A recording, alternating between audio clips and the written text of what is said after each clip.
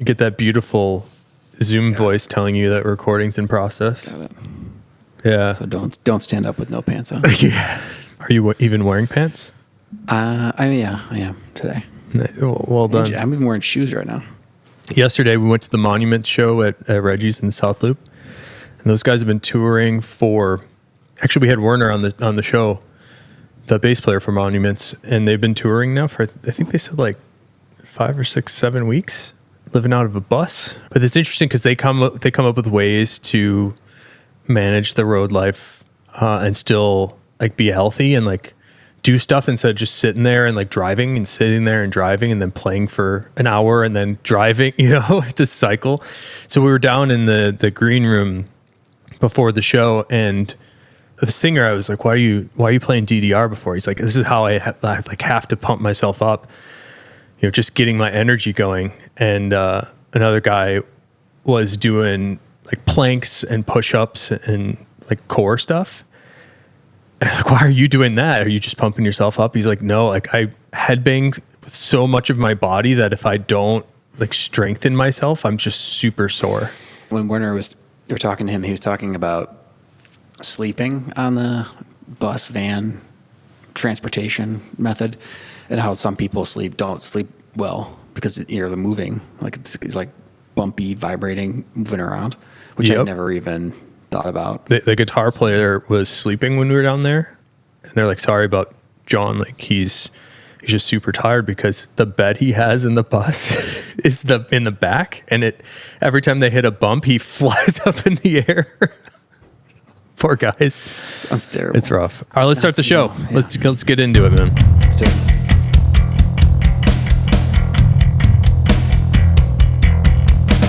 All right, everybody, we're back. We're doing 3 weeks in a row with Full Grain Podcast. I'm here with Nick Horween. What's up, Nick? Hey, Phil. How are you, man? I'm okay. How are you doing? I'm so good right now. I'm pumped that we're not skipping a week. And we're recording this, 7 hours before I normally publish the episode. So hopefully I can get this turned around quickly. I want to talk to you today about the Stitchdown bootcamp. And number one, why aren't you there? Oh, well, I was supposed to be there, and John Cullen, who works at Horween, was there for Horween, other company, and also for Tannery Row. He had 2 booths set up. I was supposed to go with actually my wife and my kids were going to go, and my mother-in-law was going to meet us, and we were going to make like a little trip out of it in New York City. And everyone other than myself fell ill. Oh, jeez. And we had some little plumbing emergency at my house also. So it got too complicated. But hopefully, if they do it next year, I'm hoping I can go. Yeah, I'm honestly surprised. I'm surprised with all that going on. We could do this, but I'm glad. Oh yeah, no, it's getting on a plane was a little bit more complicated. But yeah, I was bummed out that I missed it because I saw pictures of it. And there were some people there that I wanted to meet that I haven't met yet. And anyway, next time. Yeah. Well, so today I was kind of hoping that we could sort of virtually have your, I guess, a simulated way of what you normally or what you would have presented if you were to have been there. I know, like, I was invited to go, and I actually knew way ahead of time that I couldn't go. I planned to not go. So, like, no emergency happened. We're just, this is like crunch time for our business and like getting things ready for the holidays, and we've been shorthanded. It's difficult to carve out even 2 days, especially with the family and stuff. But honestly, like I would have loved to go. Like selfishly, it would have been incredible. Fun, yeah. It's just like fun, right? But fun. I guess like for me, if I were to have been there, the best part would be to meet all the people that we talked to, or I don't know how much you interact in Discord, but just cool people. It seems like there's a lot of great, I don't know, in the world, and especially like with the news over the weekend with Israel and like all this crazy, we got migrant crisis. There's like terrible stuff going on in the world. And then there's people that are just happy to look at boots with other people on the internet. And I don't know what it is there, but there's something about these group of people that just seem to be kind and friendly. So I really like the, individual personalities that I've come across, and I would have loved to have met these guys and girls in person. So that's number one for me, but I'm certainly assuming that you would love to have met these people as well. But what types of things were you planning to have showcased at boot camp? It's tough. I don't really, because it's such a new concept for me, at least. I mean, normally we'll go to a trade show, and I mean, we really only go to the big one in Milan at this point, and we have like a booth set up, and like we're like one of like a sea of suppliers, like everyone from, depending on the time of year, there's like embossing presses and CNC machines and like everything that you would need to use in any kind of leather factory, down to like grommets, and it's like just like even non-leather, like it's not, it's just everything. So being at that, we have like our little tiny stall compared to how big the place is. And then the New York thing, I mean, I think I don't know how many, I think like 15 people like exhibiting there, or something like that. I have a list, and maybe this is a good chance to back up a tiny bit. If people aren't familiar with the boot camp, which is a brilliant name, it could be a little confusing. If people aren't familiar with that, this is a brand new event that the Stitchdown guys, our buddies, are just starting this year. This is the first ever boot camp, and it's just bringing together the community, like I was saying, of a bunch of people to share the passion of all these different bits of footwear and leather and those types of things. So I'm looking at the presenting sponsors. We got Grant Stone, Nix, Viberg. I think all those people or all those companies made a showing there. I don't know to what extent they were doing things, but I saw some Instagram photos of, I'll call them out. I think it was E. Woodford, who I'd never heard from before, but I saw on their Instagram that E. Woodford had like a shoe making setup, and they were making actual footwear on the floor there. So really cool stuff. I'll name some more people that were there. There was Meerman, Crown, Caswell, Francis Waplinger, Russell Mock was there, Unmarked, Pereira, who I had not heard from before, Horween Leather, E. Woodford, Galoon was there. We got Iron Boots, Tannery Row, College for Creative Studies, which I'm not familiar with, the Last Society Detroit, and Carborn from Detroit as well. So different countries here. We got China, United States, looks like Britain. I'm bad with flags. I don't know where Pereira's from. Have you heard of them, Nick? Oh, Guatemala, Mexico, Spain, Great Britain, Canada for Viberg. So pretty cool stuff. It would have been amazing to go. Of course, you said John was there, Nick, presenting for Tannery Row and Horween. I know that there's some new leathers that you guys at Horween have started to put out into the world over the last couple of years. Actually, you've been putting out new leathers on a consistent basis.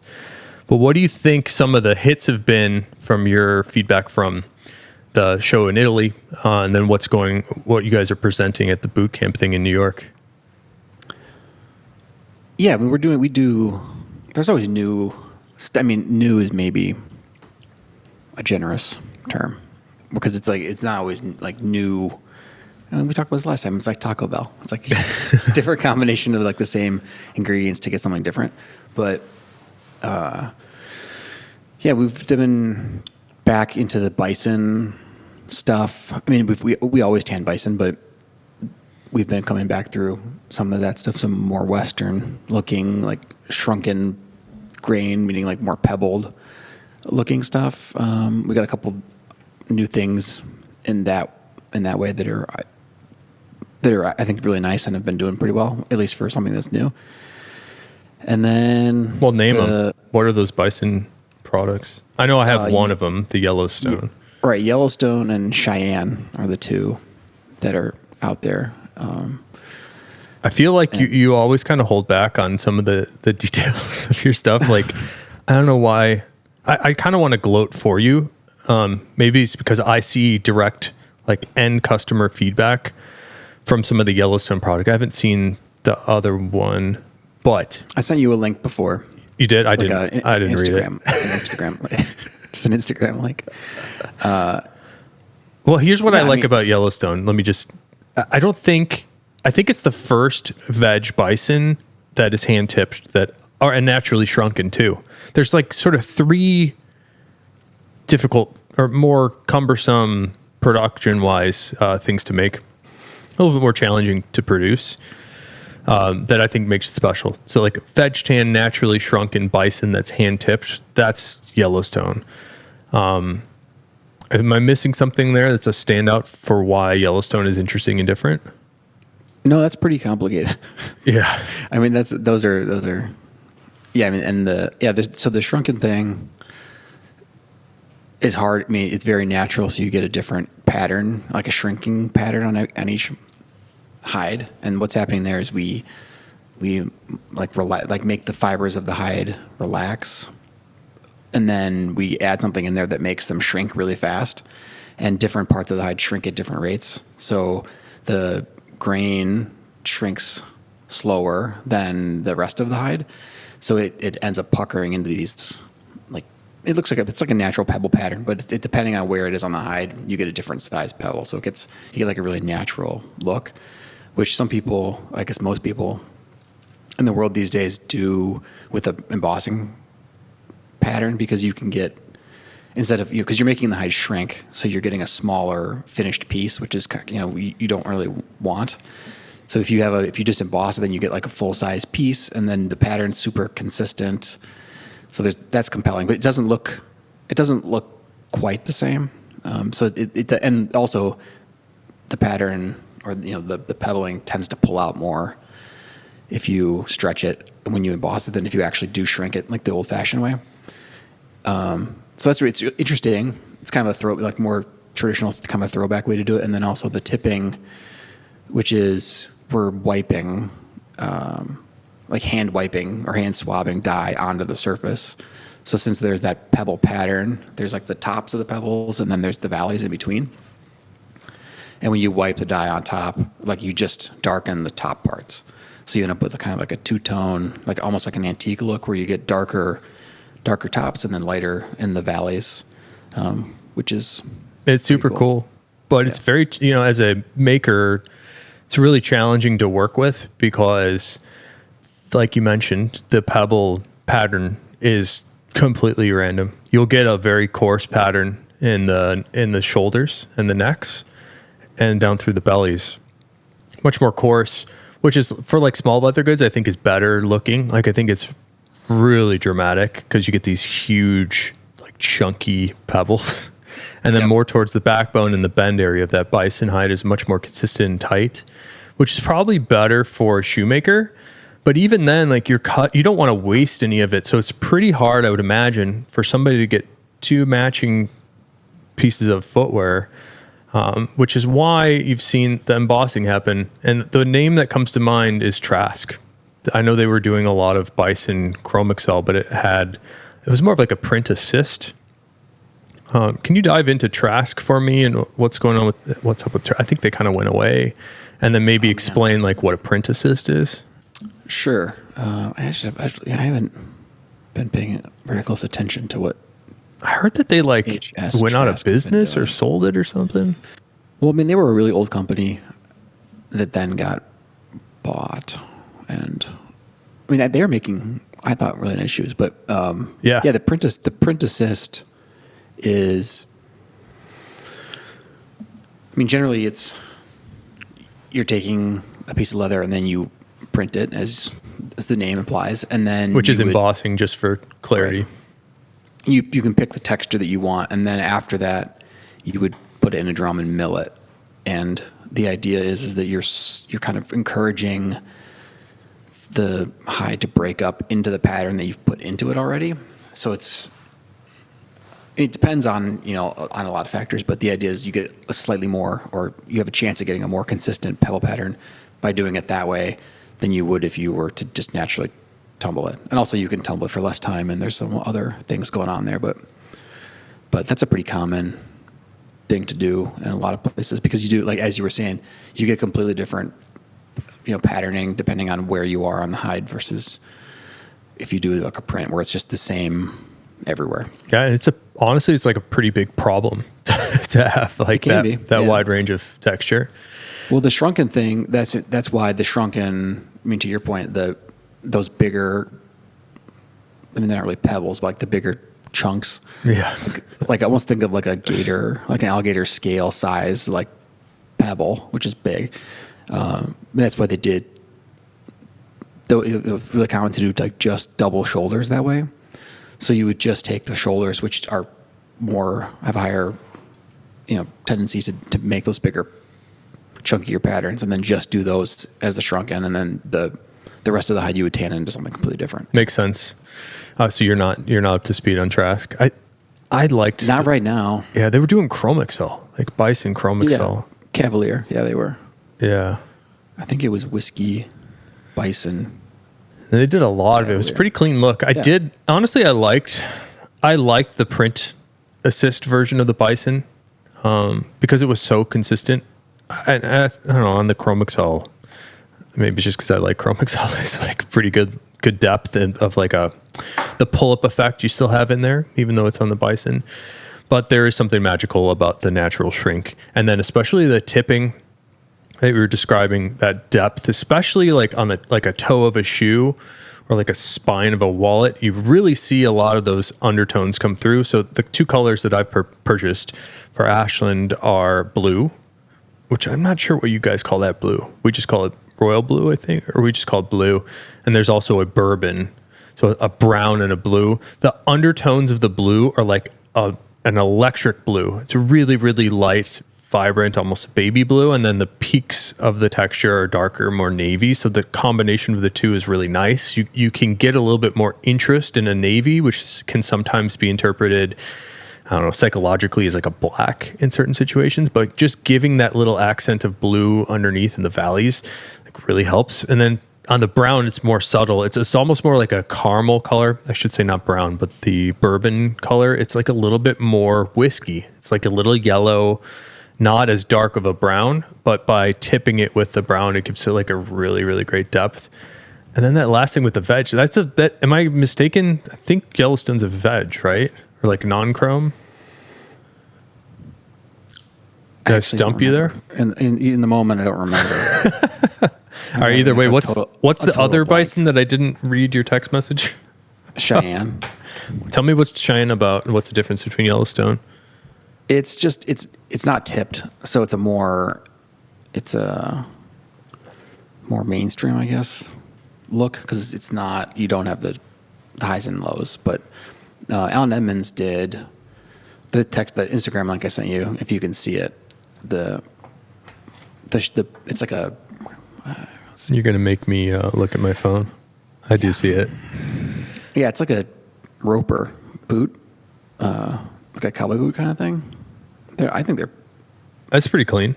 Yeah. Okay. So awesome. Not as much of that, like you said, the tipping, there's not as much color depth. Yeah.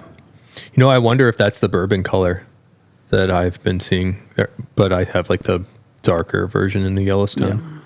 Yeah. That's really nice. I'll tell you this, as a marketer of leather goods, it's really problematic, the name Yellowstone. As you might imagine where I'm going with this. Mm-hmm. But it's really hard to say blue Yellowstone. It's almost like I have an easier time just telling people it's naturally shrunken bison, or just bison. It's kind of just feedback for you, Nick.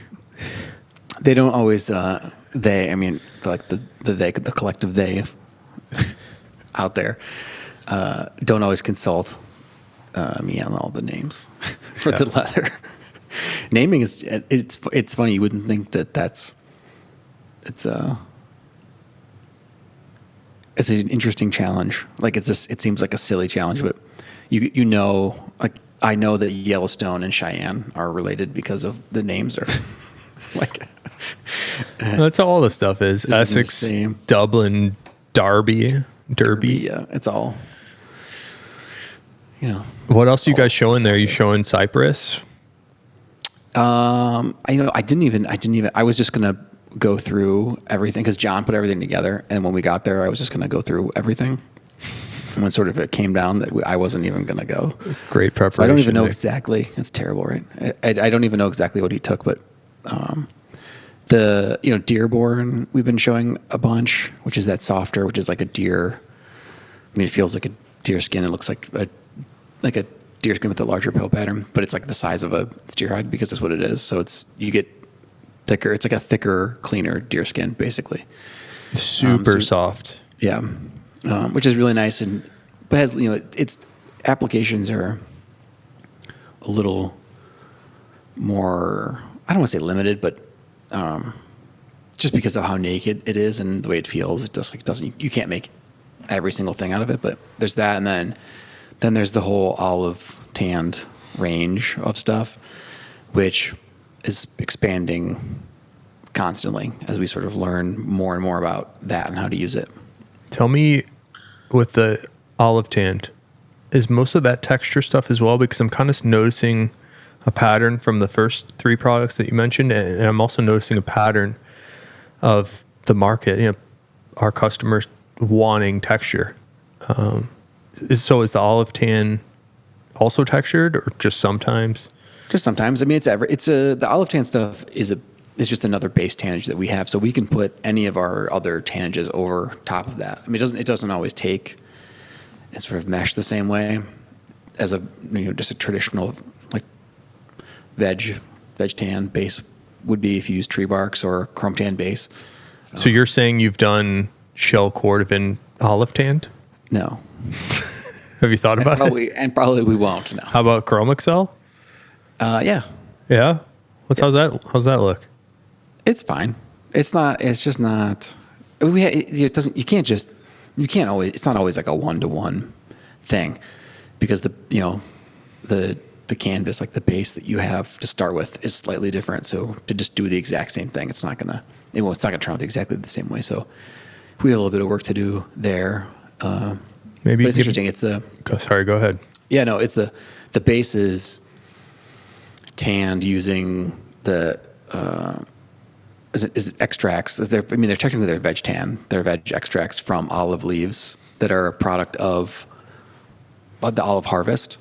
So it's a real, the annoying sustainability word, but to take something that's ends up on the ground anyway and then turn it into something that can then make leather is a pretty interesting concept. How do you compare it to a tree bark veg? The density is different. It's not, for whatever reason, it doesn't seem to have quite the density, but that could be with how we're treating it afterwards too, because we're still learning. I mean, that's probably been something that we've been working with, I would say, for the last, I can go look, but maybe like 5 or 6 years when we first started trying to figure it out. And then I think it took us probably 3 years to figure out how to actually tan it and get certified by the company that developed it, because there's a company in Germany that developed the technology, and we have, they come and they teach you how to make it, and then you have to submit samples to them periodically to certify that you're making it. There's no chrome in it and all that stuff. So it took us a while to figure that out, and then we're still making adjustments so that it fits into our product line. But I think that even in all that time, probably in the last year, I think is when we've started to figure out sort of what we can actually do with that. And it's interesting. I mean, it's different from a regular tree bark veg tan because it doesn't use, the pickle is different, so it doesn't use. I don't want to say it's salt free, but the salt use is much different, which is another thing that's on the horizon for the tanning industry, is going to be to reduce salt usage overall. Does that include chrome salts? No, I think they're talking specifically about salt during the pickle. Because I was kind of curious with the olive tan being pushed forward. Is there a movement I guess there could be a movement from 2 different directions, a movement from regulatory bodies saying, hey, we'd really like you to not use chrome, and from customer demand saying, I'd really like you to not use chrome. Is there any sort of push in direction away from chrome, I should say? In some regard, I think so. I think that, in a lot of ways, there's no substitution for the performance that you can get from the chrome base. And I guess I don't know of anything that gives you like a 1-to-1 replacement for a chrome at any price. Because the chrome base, the tensile strength that you get and the heat resistance, those two things you don't get from any other option. I mean, I know you can tan with aluminum salts too, which is a traditional way to tan also. And I'm not I would dangerously assume that it's similar. You get sort of similar, performance characteristics, but it's just not as widespread. But yeah, you just can't get the same performance. And there are certain places where that performance or those characteristics are really important. I think it's aluminum tanning was the original baseball leather for like the actual balls, right? Yep. Pretty They cool. might still be. They might, yeah. Didn't you guys do know. that way back? Maybe. No. There was I think it was a company called Tennessee Tanning, which I think Rawlings actually owned, and then I sort of stopped. So they keeping track. tan their aluminum leather and then dip it in the mud. You seen that? Yeah, no, that's the mud baseball guy. the Lena Blackburn baseball mud. I don't know what that is. Is that what's Lena called? Blackburn. That's just the name. That's the brand. Yeah, I don't know. I don't know about all that. That seems bizarre. They do it. It's everywhere. They do a lot of the footballs too. Like the equipment managers, they rub the mud all over the footballs and they let them sit, and then I don't get it. Biggest. It got to be something to do with pH, maybe, but I don't know. It's a baseball. I think I've had a lot of, or not a lot of. I've had some conversations also trying to figure it out because it seems like you're like a mud salesman. It seems really ridiculous, like even a ridiculous concept. But the mud is super fine, like it's like very silty. So I think the idea is it gets into and fills in all of the little crannies and gives you like more. It's just super, super smooth. It gives you more. It gives you like almost like a little like a grippy quality because you're Wouldn't applying, that be backwards? Like when you want it less smooth? But you're getting like all of these little like granules that are sticking into everything. So it drops the shine off of everything too because you're putting mud on it. But Okay, so I guess it's kind of significant. it's interesting. It sounded like a weird voodoo. Yeah, I'm glad you brought it up because I was watching the Bears game Oh God, on Thursday. they won. And I was watching the footballs and how dark brown all the footballs are. Especially, they're always different. The color is always different than it is when it leaves us because it leaves us it's like a real burgundy color, and then it leaves Wilson's factory like a real burgundy color, and then it gets onto the field and it's like a dark, like the. If you were to ask anybody what color is a football, they would not say reddish burgundy. Yeah. Yeah, like the equipment manager's putting like pine tar or whatever all over it. yeah. I'll let you search this out. This will be worth it, I'm sure. No, it's not. Anyway, the football that Justin Fields was throwing was so. I want to send you a picture of it. It was so dark brown. Oh, God. It was jarring to me almost how dark it was. But yeah, no, it's interesting. All right, so It's interesting that the different things that people do to performance products, I guess. How I'm sure some of it is superstition and some of it's actual performance. But let me get back on track here because I want to know what other new products that you guys are doing. I guess I'll sort of cue you or prompt you with Cyprus. Would you consider that a new product? Or is it more than that? Yeah, no, it is new.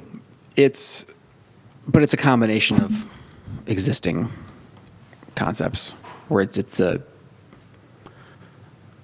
chrome tan with a super heavy veg retange that then gets waxed on the surface. Are you saying that you don't have any original thought any longer? You're just like recombining old stuff. No, I mean, it's interesting because that product we made at the specific request of a customer. Where like, I like the way this product looks, but I want it to perform like this. So I mean, that wasn't even. I mean, it was our idea because we ended up making it. But I may have been that customer, by the way. I don't think you were. No. Maybe I think Dan. That's the way Dan was trying to do it for us. Invention works, right? Yeah. Everyone has the same information, so everyone comes up with the same thing around the same time. But yeah, it's nice. It's strong, and the it looks kind of like Dublin, I guess, but it just has a different grain character because it's dried differently. It's pasted against glass, so it has a different grain, and then it's got a different break characteristic too, just because of how it's tanned with different extracts. Yeah, actually, if I'm honest about it, I think the break on Dublin and Essex is a little bit more pleasant to my tastes. And I wear a Cyprus wallet, and we sell a lot of them, so I like it. But the break is like a little bit, because it's been compacted in that pasting drying, like the grain is like a little bit more pushed in. So when it creases, it is like a little, it's like more sugary, if that's an appropriate way to put it. I like Cyprus a lot because of how resilient it is. It's in the same way that Dublin is resilient, but this feels like that addition of the Latigo chrome base tannage. I think it adds a little bit of extra fill to the fiber, so it's a little bit more dense than the Dublin. So when you scratch it, for example, that wax on the surface, you're more able to easily fill in those scratches. You just sort of melt the wax back into place. But there's something about that chrome underneath, and I think the additional fill there, that is making it a little bit tougher. Where the Dublin, I feel like sometimes it's a little bit more challenging to get some scratches out of. And then the other thing that we've noticed a lot, I know I always like sort of focus it into like small leather goods, so this may be less relevant for footwear, but like for example on cordovan, if you get the cordovan really hot, or if you wear it in your pocket and it's 100-something degrees out and you're sweating, sometimes I've seen it on my stuff. I've cooked the shell, and you've seen it happen on Dublin as well. I've actually tested it, like just for me to like, I haven't done like, hey, a bunch of people tried this out, but I've anecdotally tested the Cyprus in hot weather. It's definitely resilient. So it's I would say more tough, more resilient than the Dublin. The trade-off, I suppose, is like a little bit of a less break. Sometimes I think and this might be like a production thing for you to know about, but sometimes I think it can get a little veiny, like it can sort of pronounce the veins a bit. And I wonder if that could be from the heat in the pasting. Maybe that needs to be played with, or the heat in like plating, something like that. So like it could be like the pieces I have a little bit of veins that don't bother me so much. So maybe that's the trade-off there. You're talking about, just for someone that doesn't know what you're talking about, you're talking, there's like if you look at it from a slight angle in certain light, you can see it's like almost like a lattice, kind of like lattice work. Like nothing, it's not pronounced. It doesn't, like, there's no texture to it, but you can see it in certain light. You're talking about, right? The veins. Yeah. I mean, certainly at harsh angles, you can see it more, but you can kind of see it. If I'm honest, I can kind of see it all the time. Again, like it doesn't bother me. Like I do wish it was like mega flat and even with no texture. It's probably a. It's not even a texture.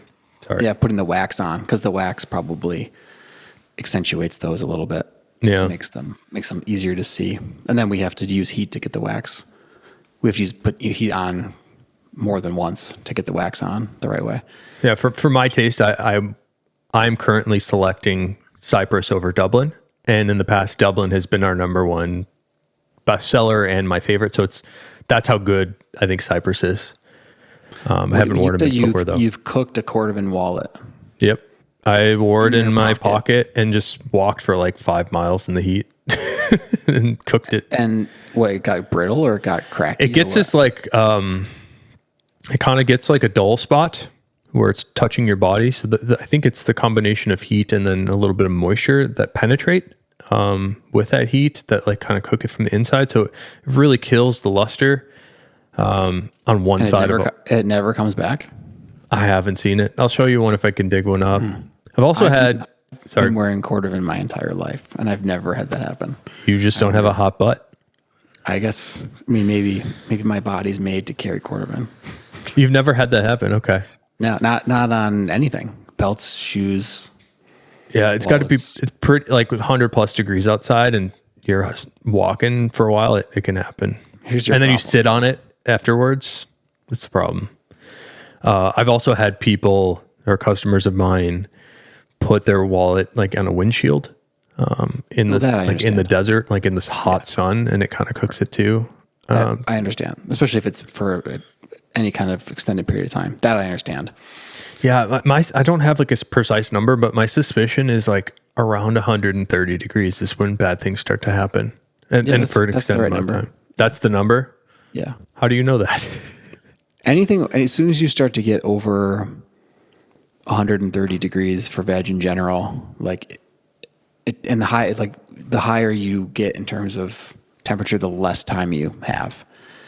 I just know that because when we set the temperatures on machines to work on the stuff, and we have to be careful about what temperatures we set on which machines when we're handling cordovan or Essex and Dublin and all that stuff. We don't, we can't use the heat that we would use on like football or Latigo. We have to make sure the machine is, we do those in the first part of the day, so the machine's not super hot, because the plates are the workings of the machines take a long time to cool down once they're hot.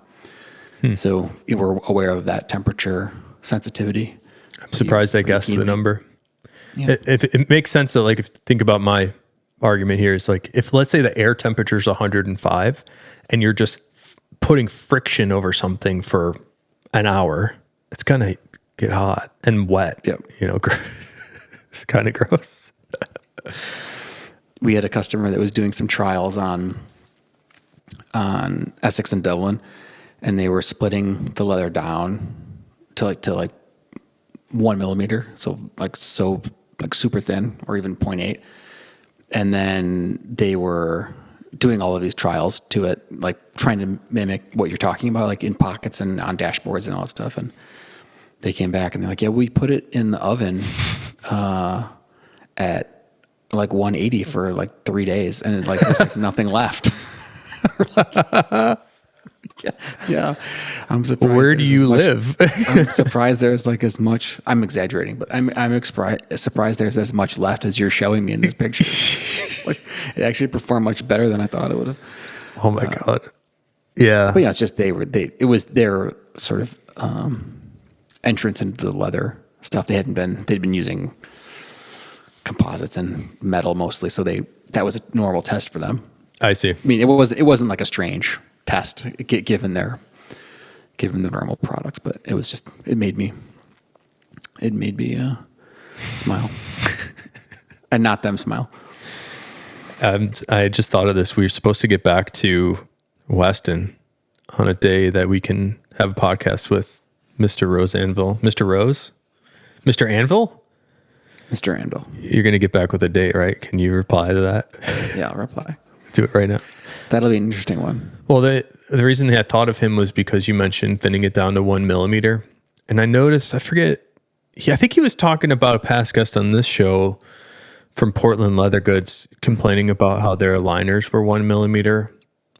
And I kind of don't understand like why there's this interesting notion that people have about thickness. Like why, I think that the concept that most people have is that thicker is always better. Is that the gist of what you get too? No, I don't think so. You don't agree with that, but you don't think everybody thinks that? No, I think that there is a feeling, because it's very tangible. It's like, oh, this is thick and robust, so it's better than this other thing that's thinner. I think there's a lot. I mean, there's a lot going on there. I mean, if it's thicker, then it hasn't been split probably, so it it has a better chance of being closer to its original thickness, which would make it just inherently stronger. So there's that part of it, which is true, but that's sort of ignoring everything else. Right. What is it backed against? How is it made? What's the tannage? What's the product? I mean, there's a lot that goes into it. So just saying it's that thicker is better than thinner, I think is a little. I want to be kind of clear. We're talking about the Portland leather video that Rose Anvil put out. I think it was like super clickbait title, like absolutely destroying Portland leather goods or something like that. And, you know, like I felt like we were pretty fair with our interview with Curtis, the owner from that company. But, you know, like I asked him pretty pointed questions like, hey, why don't you make your boots recraftable? And kind of like a weird answer of like, I don't like it. Like, okay, that's weird. Which is a fine answer. Yeah. I mean, but like also like that it wasn't though. Because he's like, oh, I thought the non-recraftable ones were better. And he didn't really have a reason why. Okay. Yeah, it's like they look the same, but I didn't like them as much. That's besides my point. I think criticizing Portland leather goods for using thin leather is missing the mark, because thin or thick doesn't necessarily tell you much about the quality. Because I know from my experience, I think we use like 5 different thicknesses in our products. And all of them are nice. It just, there's a reason you choose a thicker piece, and there's a reason you choose a thinner piece, and a reason you choose a piece in the middle. So I guess that's where my head's at. So I don't know. There's like this weird concept like, hey, everything's got to be super thick. And, you know, we're buddies with Brett Feiberg. His boots, I think, are too thick for my taste. I mean, it's just like everything is like super. I mean, it's nice. It's just very hard to break them in, and that's the trade-off, right? So I think, yeah. What's a work boot? I mean, and I think the stuff that Weston looks at or likes in general, and he says as much as like he likes the heavier work boot stuff, which is just not what those patina boots are. I mean, they're trying to approximate the look a little bit, but it's just not the same thing. Yeah, it's just supposed to look similar, right? And it is a little gross. Some of the like fake welts and stuff that he's whatever. Yeah, that's been done forever. It's just everywhere. Yeah, it's just everywhere. I think that. Yeah, you can look at it a bunch of different ways. I think that you could take issue or feel, or maybe not like the way they're marketing the stuff, but the boots themselves are what they are. I mean, I think that they're $100. I mean, neither of us. I bet they're them. super comfortable. Yeah, so it's hard for me to say anything about it. They probably just don't last 15 years. Well, so speaking of 15 years, I've had an indie boot for 15 years. Quick tangent is perhaps we're spoiling a Rose Anvil conversation here. So Weston, if you're hearing this is like just where my brain is at for I think some of the conversation will be. But I know there's some like weird, like cult like Alden fans who happen to like most of them. Every Alden fan I've met I really like as a person too. And I guess when there's been seems reasonable criticism of some of the Alden stuff, my brain goes to, well, hey, that's like kind of not my experience. So 15 years I've had a pair of indie boots, and I will say that they are my most comfortable, I think the best looking boots that I have. And they're 15 years. I haven't even had to resole them. So they're just kind of Energizer bunnying it. So I wonder, like, my brain goes to this is like maybe something's changed at Alden that like I'm just not familiar with. If people are having bad experiences, because I don't know like where the criticism comes from, because I just don't see it, you know. But I haven't bought a pair of Aldens in 8 years, maybe. I don't. It's hard because I'm just going to sound like you're a shill. I'm a shill. Say it up front. I am totally a shill. But by the way, are you still selling headphones, Nick? Yeah. let's go full shill. I am still selling headphones at Horween.com.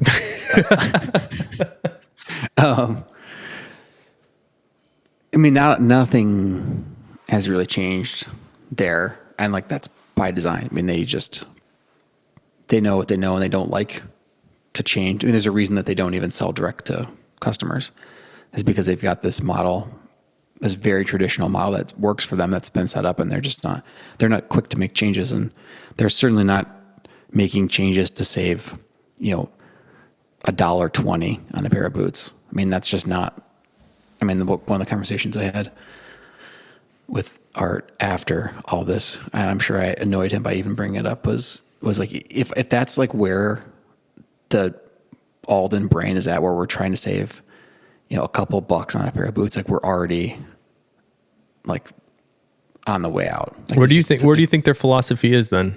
Where do you think their brain is at? I don't think it's really changed. I think that they're just trying to make, in the challenging sort of world that we're in terms of, and I think that people is really the problem for, I don't want to say problem. It's the main challenge for us right now, or one of the main challenges. And I think that's the case in a lot of the traditional manufacturers, where it's like, it's not a no skill operation, and some of them are high skill, and it's hard work, and you need someone that can come and do it every day, like, every day, every week for a long time. Cause it's a big investment for us, or for, any of the shoemakers, to train somebody out. Cause it's not like you're going to the tanning fair and like, you got your pick of, shavers or whatever. It means you're hiring someone that has no experience, and then training them up and hoping that they buy into the job and the culture and like the quality, and have some pride and connection to the end product, which is not as common. I mean, maybe people don't think it's common, but it's not as common as maybe we would like it to be. And I think that that's the same at a lot of places, where you're just trying to make what you make the same way with different tools, I guess. Do you think it would be fair to say that they ought to hear some of this feedback and consider changing something if appropriate? I don't know, to be honest. I thought, there have been times where I look at like some, older company and be like, why are they not, doing this? And then I realized that like, we're the exact same way. we don't make the change. And a lot of times we're aware that there are other ways to do things, but we've identified, this is not only is this what we know and the way we've always done it, but we've actually explored the other options. And for, these reasons, like, we're going to keep doing it this way. And, sometimes it's the wrong decision. I mean, hopefully not very often, but I think that you have to make a calculated choice. You have to make a choice at some point to do what you're good at. And the traditional way that's kept us or whoever in business for 100 plus years, I mean, there's some merit to it. So just to look at it and modernize it or get rid of it because there's another option isn't always the right way to look at it, I don't think. I see what you're saying. I mean, you're trying to make an analogy to Horween and Alden, which is you were, not me. You weren't comparing yourself to the way that they used to, like you were saying, hey, that's the way things have been done. Like, it's kind of hard to make a change here. Like, it's been working. Yeah, no, it was, yeah. Okay. I'd say the difference though is actually probably we're going to title the podcast with, new Horween products that you would have shown at boot camp. I haven't seen a new Alden product. I know that they used a different article from you, the Lux Arabica, a few years ago, but they're certainly not pushing the envelope like I feel you are. So I think there's a difference there. And maybe that's the difference is like, it's just really hard to make a new something, Yeah, I think it's different. I think that we diverge at that point where the businesses are so different. They're just the two. I mean, yeah, we're both traditional manufacturers in the United States. And then I think other than that, things are completely different. Mm-hmm. Where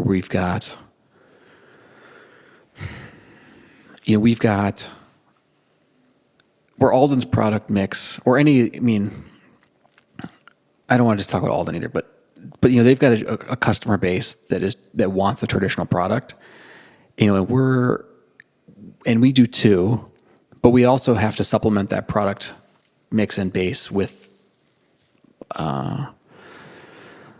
articles and lines that are also relevant to whatever's happening out in the world. We want to do business with and make sneakers with New Balance and Adidas and Nike, and they're not going to buy Shell Cordovan, or Chrome XL necessarily, because it doesn't work for their products. In order to do that business, we have to make different stuff. That's Timberland or name any Allen Edmonds, name any customer.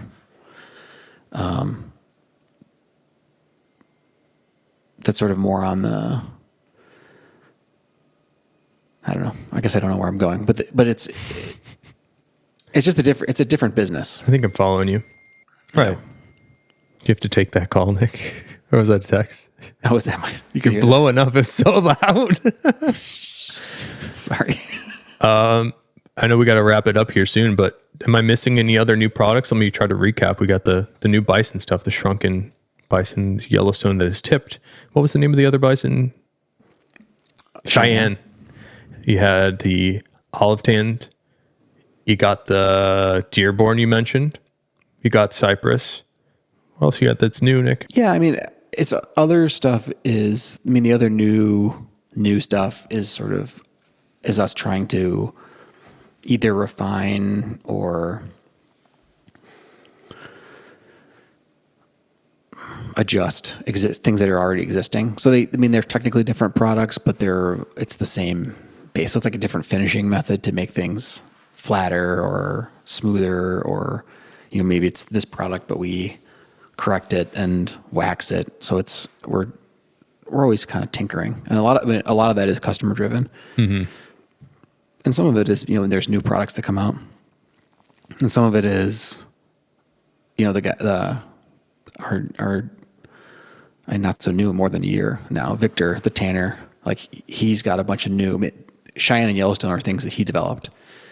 So, he's bringing knowledge that we didn't have and approaching things in a way that we didn't before, which I think is awesome. It's a really nice product. Yeah, it is. So we're coming at it from a couple different angles. Gotcha. All right, I'm going to leave it at that, but I'm, like I said, selfishly, it would have been amazing to go to this boot camp thing. It's so cool that there's actually something like this domestically.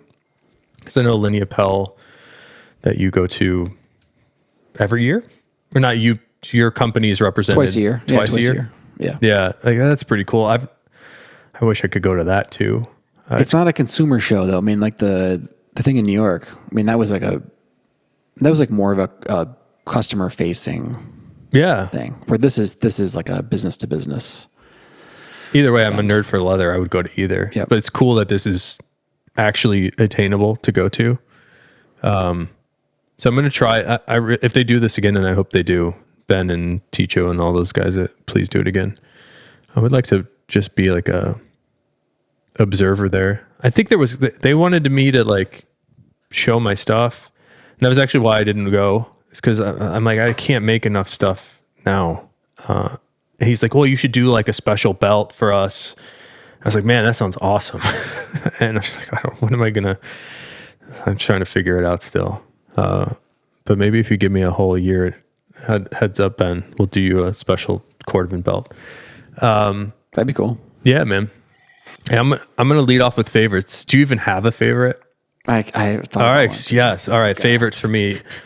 Last night we were in the South Loop of Chicago, seeing monuments, and it was great. And adjacent to that venue is Chinatown. So a couple guys and myself went to one of the restaurants. I think it's called Triple Crown. Have you been down to Chinatown, Nick? No. We should go together. We should go together. I had normally I don't do dim sum. The last time I had dim sum was actually a very traditional place in San Francisco. I was we were the only non-Chinese people there. It's very, very authentic. And basically the gist of it is I accidentally ate shrimp, which I'm allergic to at that place because I couldn't communicate hey, I'm allergic. And apparently they have these very, very small shrimps that they use as like a seasoning, like a salt. And they just throw it in.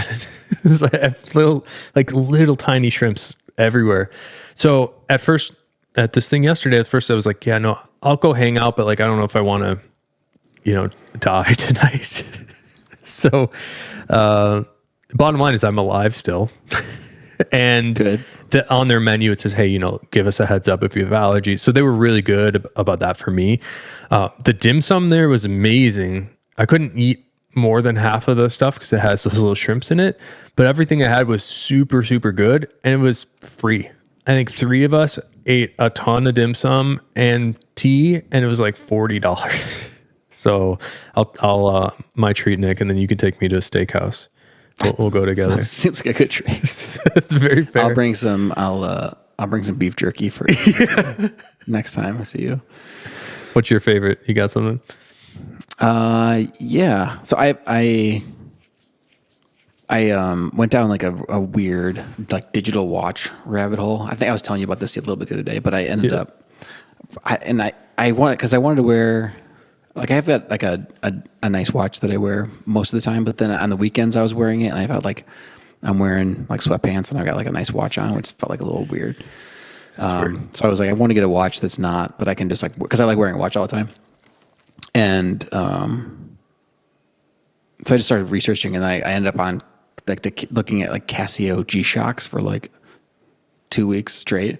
Yeah. And just like looking at the sort of, it's an interesting brand, I guess, overall, but I bought a Casio G-Shock and they've got a number of them. Like a lot of them are made in China and Thailand, but they've got a bunch of them that are still made in Japan.